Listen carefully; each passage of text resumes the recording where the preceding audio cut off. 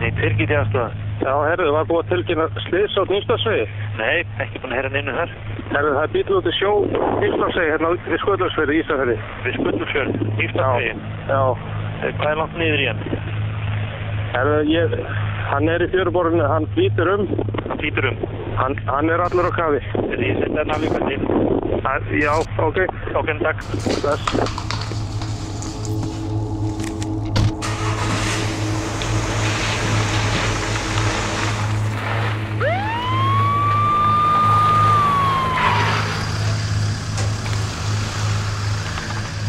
Ég finn hér í fjöru, ég fer úr úlpunni og veð út í sjó.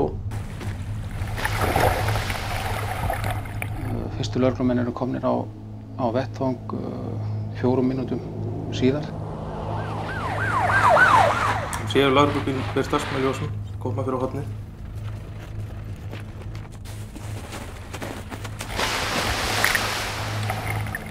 Það var strax ljóst að alvarlegt slys var að ræða.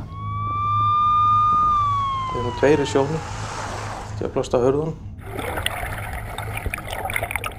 Og sá 3. stendur upp á bílnum og spinnir í hann. Aðstæður eru erfiðar, sjórinn náði okkur vel upp fyrir mitti.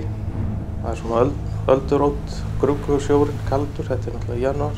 Og okkur tekst ekki á hana bílinn. Við reynum að spenna upp hurðina, ég man að kúbeinið bognaði bara. Það var frekar ömurlegt. Svo kom alltaf fleiri og fleiri. Koma fleiri lögreglubílar, það kemur kranabíl. Maður reynir að komast inn í bílinn en á sama tíma var maður hræddur við að komast inn í bílinn því að þá þurfti maður að taka á því.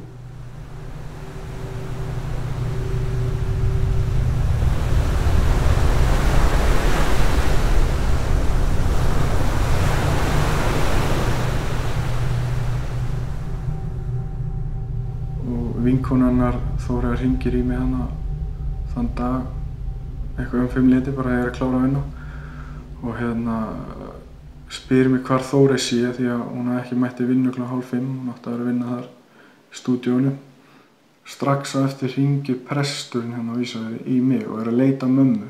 Svo sagði það að Þóra var að hringja og ég svara honum og þá spurði mig hvað var það. Ég hefði einhverja hugmynd hvað var að gerast því presturinn hafði verið að hringja í hann að leita að mömmu. Þá var ég nýbúin að sjá sjúkrabílana og löggubílinn og allt þetta fara út á Hlíð.